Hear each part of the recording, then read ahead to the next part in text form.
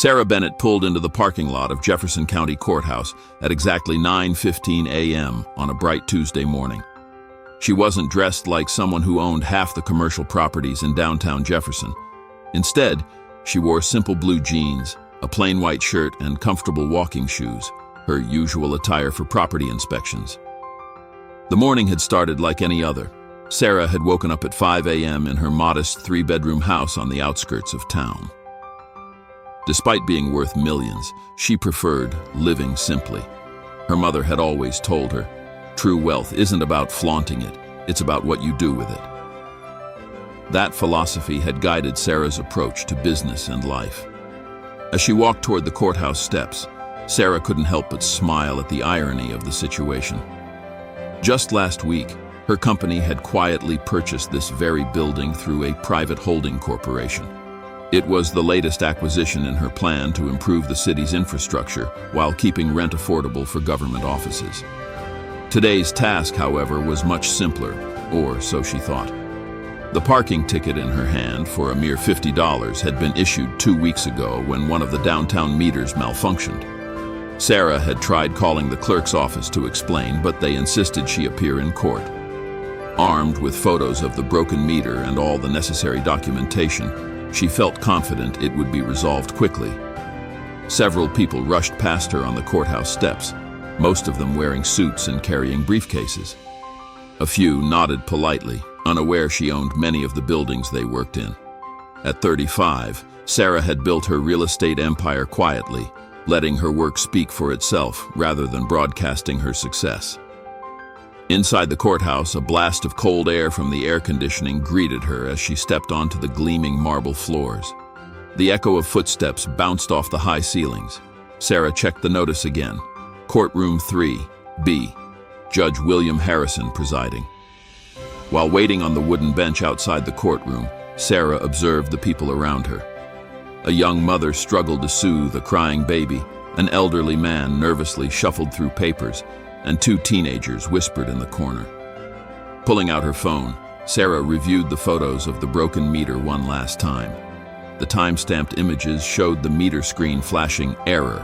The coins she'd tried to feed it returned each time. At precisely 10 a.m., the bailiff opened the courtroom doors. "All rise for the Honorable Judge William Harrison," his voice boomed. Sarah stood with everyone else as a tall, gray-haired man in black robes strode to the bench. Judge Harrison's reputation preceded him, strict, traditional, and, as some whispered, not entirely impartial when it came to certain defendants. Sarah sat quietly through several cases before hers. She noticed how Judge Harrison handled each one with varying degrees of patience. He was remarkably gentle with a young white college student caught speeding, even offering advice about staying safe on the road. But his tone shifted with a Hispanic man struggling with English while explaining his traffic violation, showing visible irritation. Case number 247, Sarah Bennett. Parking violation, the clerk finally called. Sarah walked confidently to the podium, holding her documentation. She noticed Judge Harrison's expression shift as he looked up from his papers. His eyes narrowed and his mouth tightened into a thin line. "Miss Bennett," he said, drawing out her name with a hint of condescension. "You're here for a parking violation on Oak Street dated October 15th? "Yes, Your Honor," Sarah replied politely. "I have evidence that the meter was malfunctioning that day." Several other people had the same. "Miss Bennett," Judge Harrison interrupted. "The citation clearly states your meter expired at 2:15 p.m. Are you suggesting our city's equipment is faulty?" Sarah tried again. "Your Honor, if you'll just look at these photos." "I have heard enough excuses today," Judge Harrison cut her off, his voice carrying a tone that made it clear his mind was made up. What Judge Harrison didn't know, as he sat high on his bench, looking down at Sarah in her simple clothes, was that this case would soon become the talk of Jefferson County. He had no idea the quiet woman standing before him owned not just this building, but also the ground it stood on. Sarah stood calmly, waiting for what would come next. Years of business negotiations had taught her patience. Sometimes you had to let things play out to create real change. The next few minutes would set in motion events that would transform not just Judge Harrison's career, but the entire Jefferson County justice system. Dismissively, Judge Harrison waved his hand. "It doesn't matter now. The fine has been set. She'll think twice before disrespecting my courtroom again." Amy hesitated, her hands clutching the file tightly. "There's something else, sir," she said carefully. "I saw her name on some documents that came through the county clerk's office last week." Before she could finish, Judge Harrison's phone rang. It was the county commissioner's office requesting his presence at a 12:30 p.m. meeting about courthouse renovations. Back in the cafeteria, Sarah finished her coffee just as Michael arrived carrying a thick folder of blueprints and documents. "Perfect timing," she said, standing up. "Let's head to the commissioner's office." Commissioner Thompson's office, located on the top floor of the courthouse, offered a sweeping view of the city. When Sarah and Michael entered, the commissioner greeted them warmly. "Ms. Bennett, so glad you could make it. I've been excited to discuss your plans for improving the building." He gestured for them to sit in the comfortable chairs in front of his desk. Sarah spread the blueprints out. "As you can see, we're planning to modernize while preserving the historical character of the building. The first phase includes updating all the courtrooms with better acoustics and new technology." They were deep in discussion when a knock came at the door. Judge Harrison entered, stopping abruptly when he saw Sarah sitting there. His face turned pale. "Ah, Judge Harrison," Commissioner Thompson said cheerfully. "Perfect timing. I wanted you to meet Ms. Bennett properly. She's the new owner of the courthouse building and has some wonderful plans for improvements, including your courtroom." Judge Harrison stood frozen in the doorway, his mouth opening and closing like a fish out of water. Sarah turned to face him, her expression composed. "Judge Harrison and I have already met," she said calmly. "In fact, he just fined me $5,000 for a parking violation at a meter that maintenance records show has been broken for months." Commissioner Thompson's eyebrows shot up. "$5,000 for a parking ticket?" "Yes," Sarah continued, her voice steady. "It was quite an interesting experience, seeing how justice is administered in the courthouse I now own." The color drained from Judge Harrison's face as the reality of the situation sank in. The woman he had dismissed so arrogantly wasn't just another citizen, she was his landlord. "I believe," Sarah added, turning back to the blueprints, "that courtroom 3B will be the first to receive renovations. We'll need to temporarily relocate proceedings during construction, of course." Judge Harrison remained standing in the doorway, his earlier confidence evaporated. The day that had started so ordinarily had taken an unexpected turn, and he had a sinking feeling this was just the beginning. By 2 p.m., the news had spread like wildfire throughout the courthouse. From the janitors to senior judges, everyone was buzzing about the events in Commissioner Thompson's office.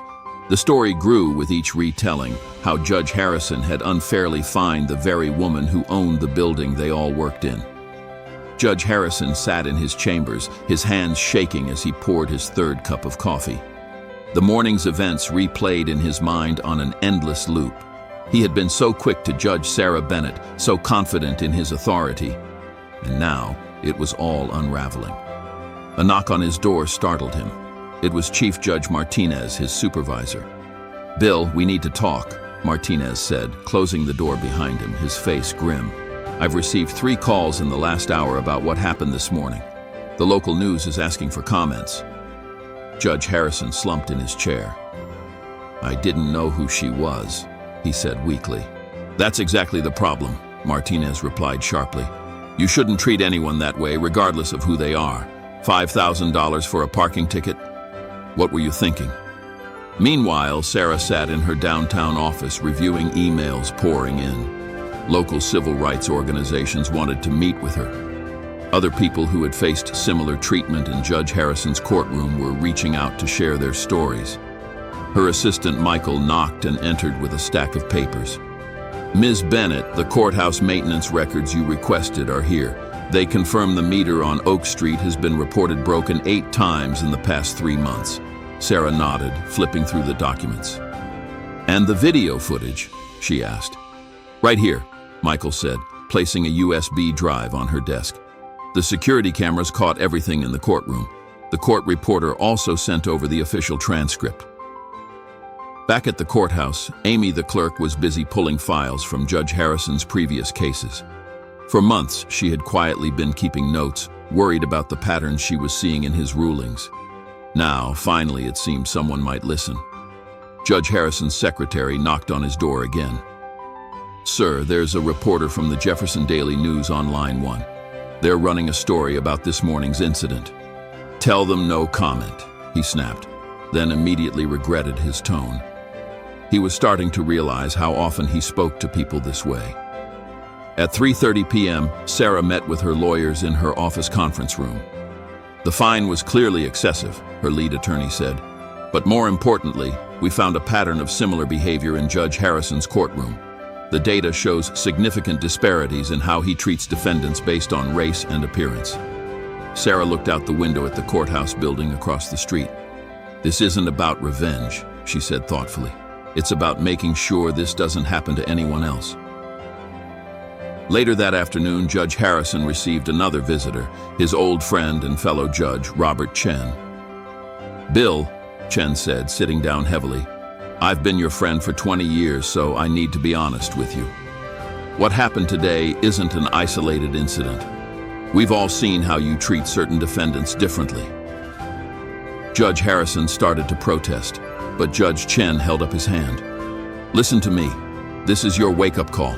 You can either learn from it, or it can be the end of your career."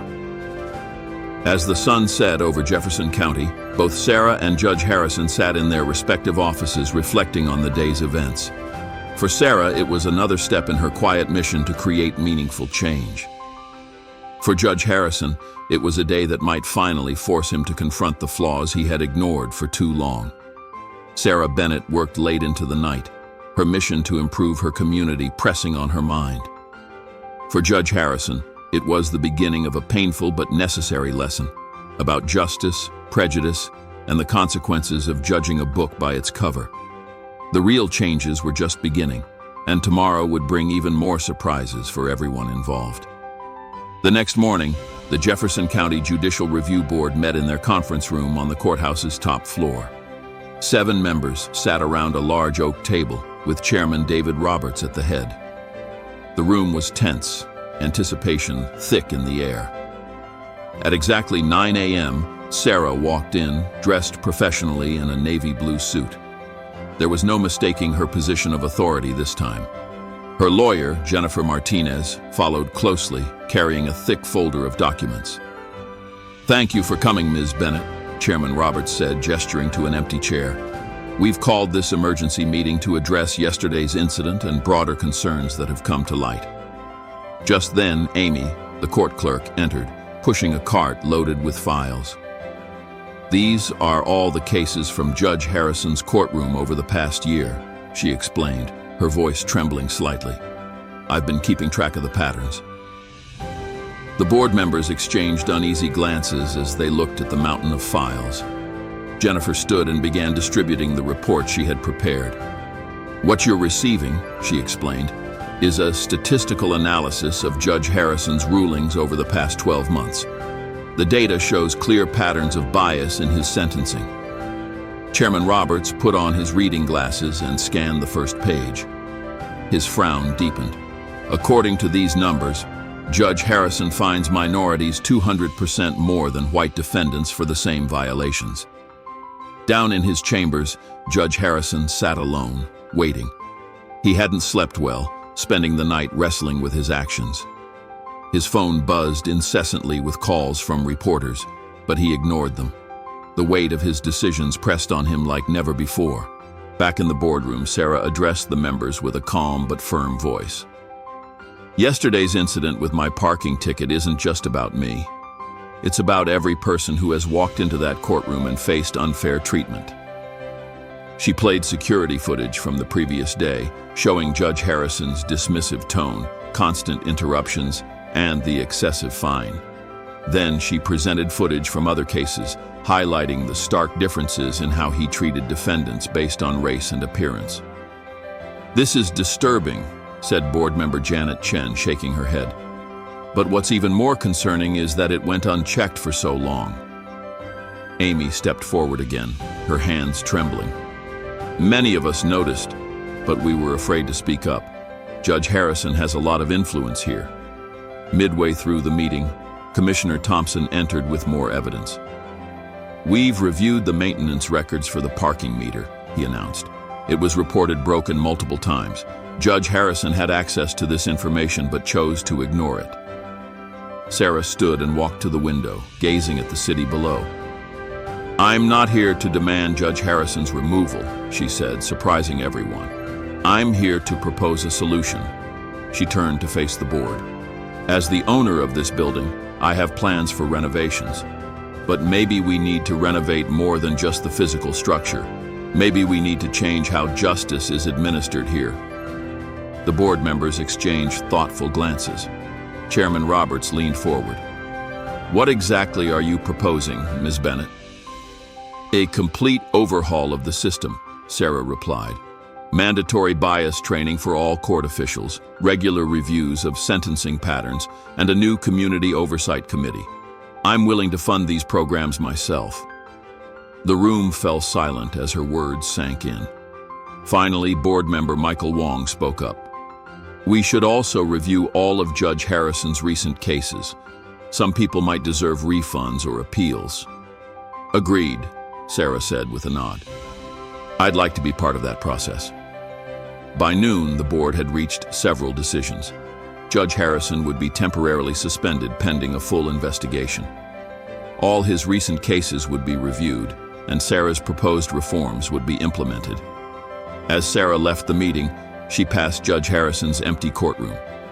Through the window, she could see his vacant judge's chair. Sometimes, she thought, the biggest changes start with the smallest incidents, like a simple parking ticket.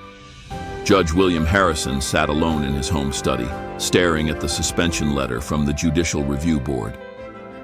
The morning newspaper lay open on his desk, its headline screaming, "Local judge under investigation, years of biased rulings exposed."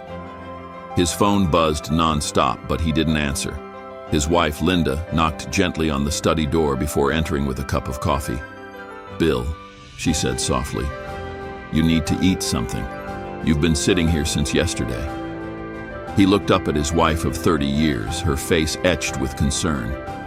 "How did I not see it, Linda?" he asked, his voice barely above a whisper. "All these years, I thought I was being fair." Linda sat across from him, her hands clasped around the cup. "Remember what your father used to say about Judge Matthews?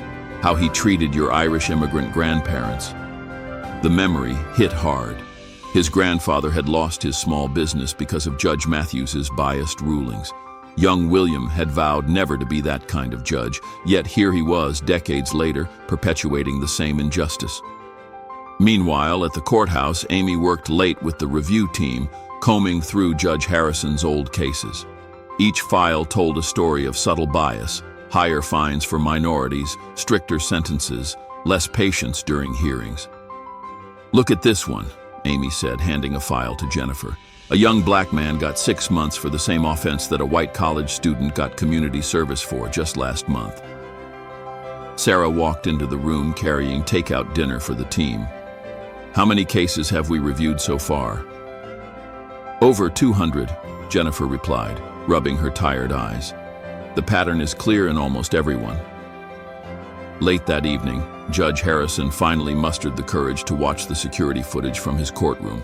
For hours, he sat in his study, witnessing his own expressions, tone, and the stark disparity in how he treated defendants. In one video, he interrupted a Hispanic mother trying to explain her situation. In the next, he listened patiently to a white businessman for nearly 20 minutes. The contrast was painful to watch. At the same time, Sarah sat in her office, finalizing plans for a new community justice center. Her phone buzzed with a message from Linda Harrison. "Miss Bennett, my husband would like to meet with you, not to make excuses, but to listen and learn. Would you be willing to give him that chance?" Sarah stared at the message. This wasn't about revenge.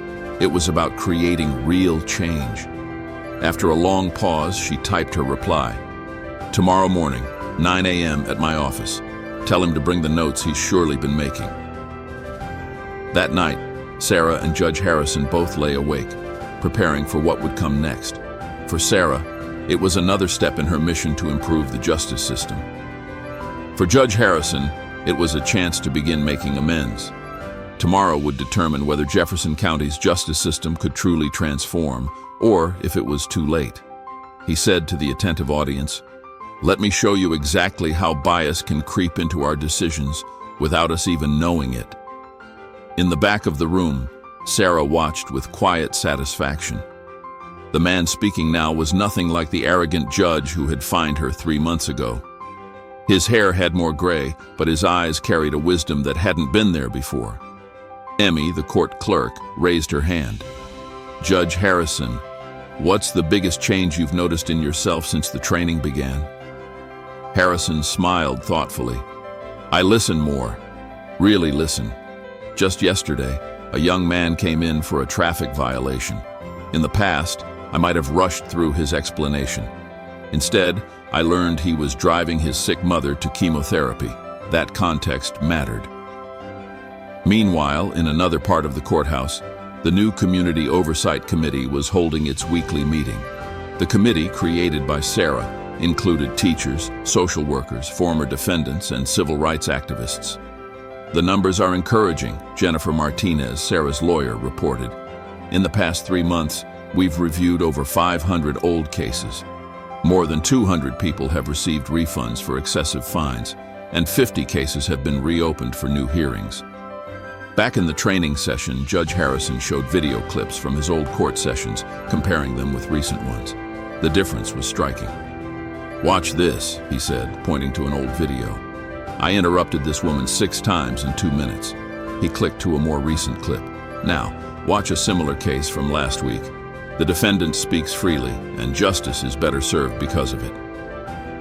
During lunch, Sarah met with Commissioner Thompson in the new Courthouse Cafe, another of her improvements to the building. "The changes you and Judge Harrison have made are spreading," Thompson said excitedly.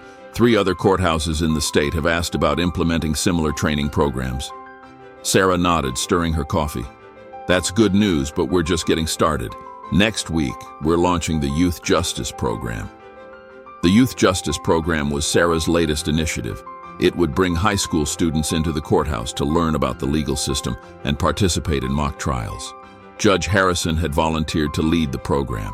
Later that afternoon, a familiar face appeared in Judge Harrison's new courtroom, Maria Rodriguez, the woman he had unfairly fined months ago. This time, she was there to join the Community Oversight Committee. "Welcome, Mrs. Rodriguez," Harrison said warmly, stepping down from the bench to greet her. "Your perspective will be invaluable to our committee." Maria looked surprised at his friendly manner. "Thank you, Judge Harrison. My English is still not perfect." "Your English is fine," he assured her, "and we now have court translators available whenever needed. That's one of the many changes Ms. Bennett helped us implement." At the end of the day, Sarah walked through the courthouse, observing all the changes. The walls had fresh paint, but more importantly, the halls were filled with new faces, people from all parts of the community who now felt welcome in their courthouse. She passed by Judge Harrison's courtroom one last time. He was still there, reviewing cases with a young law student intern.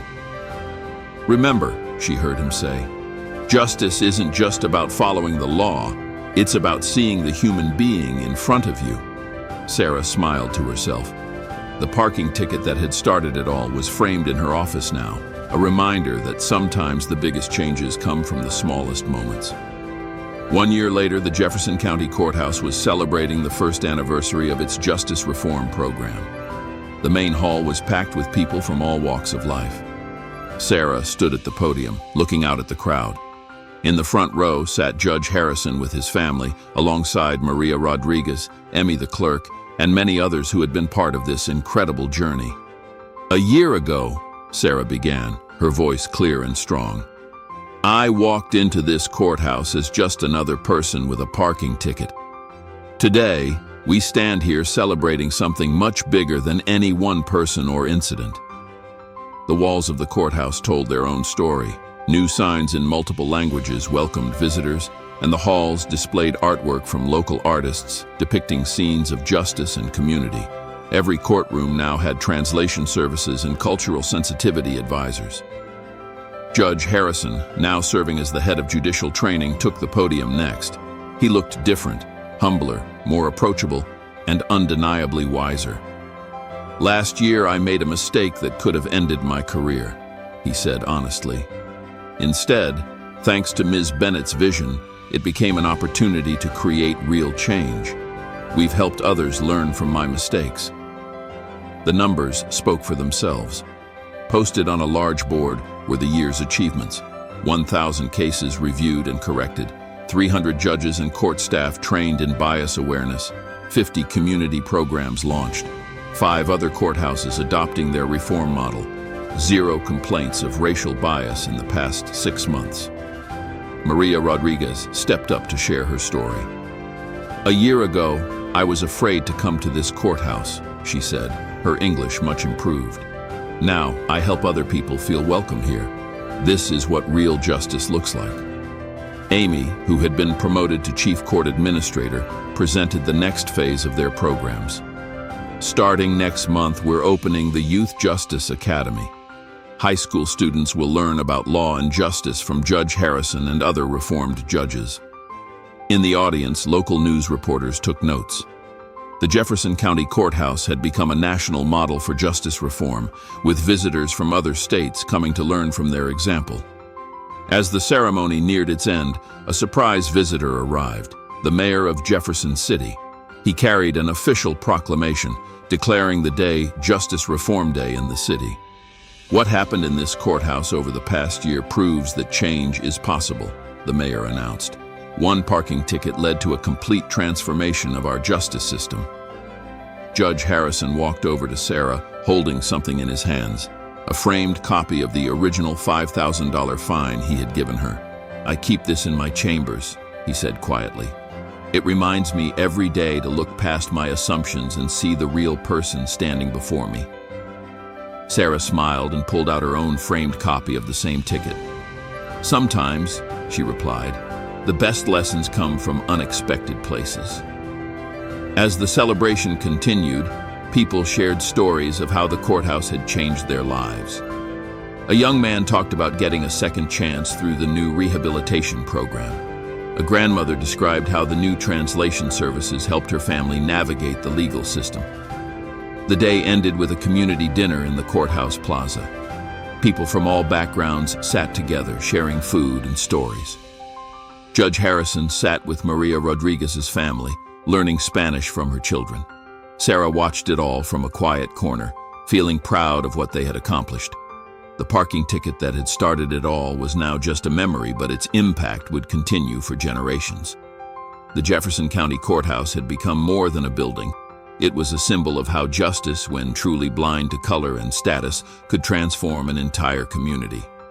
As the sun set on the celebration, Sarah knew this wasn't the end of the story. It was just the beginning of a new chapter in their ongoing journey toward true justice for all.